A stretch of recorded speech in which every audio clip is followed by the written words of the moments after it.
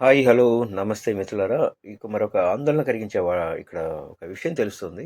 ఏపీలో కోళ్లకు అంతుచిక్కని వైరస్ కలవరపెడుతుందట. సాయంత్రానికి ఆరోగ్యంగా కనిపించే కోళ్లు ఉదయం వరకు అనారోగ్యంతో మృత్యువాత పడుతున్నాయట.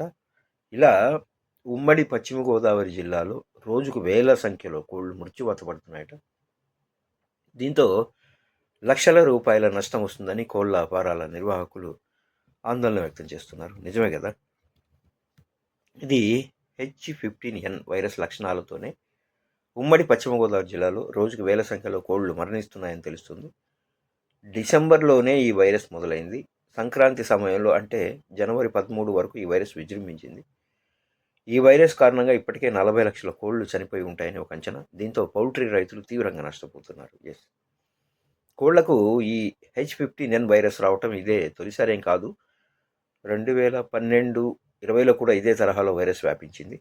4 ఏళ్ల క్రితం ఈ వ్యాధి సోకిన అనేక కోళ్లు మృత్యువాత పడ్డాయి. అప్పుడు కోళ్లు ఎందుకు చనిపోతున్నాయో కూడా తెలియని అయోమయంలో ఉండేది. వైరస్ సోకి కోళ్లు మరణిస్తున్నాయనే వార్త బయటికి రాగానే ఆటోమేటిక్గా అమ్మకాలు కూడా తగ్గిపోతాయి కదా. దీంతో చికెన్ ధరలు భారీగా దిగొచ్చాయి. అప్పుడు వైరస్ సోకడానికి చాలా రోజుల సమయం పట్టింది. ఇప్పుడు మళ్ళీ అదే తరహా వైరస్ వ్యాపిస్తున్నట్టు తెలుస్తోంది. ఈ వైరస్ సోకిన కోడికి లక్షణాలు ఏమీ కనిపించవు.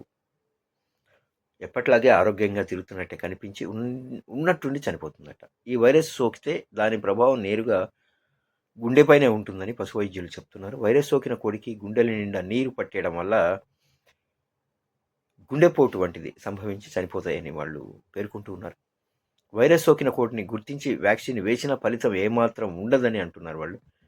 మరి ఏంటి, ఇంకా చనిపోవాల్సిందేనా? అలాగా పౌల్ట్రీ రైతులు నష్టాల్లో ఉండాల్సిందే. ఒకవేళ పొరపాటున ఆ వైరస్ సోకిన ఆ చికెన్ని మనుషులు తింటే ఏమవుతుంది?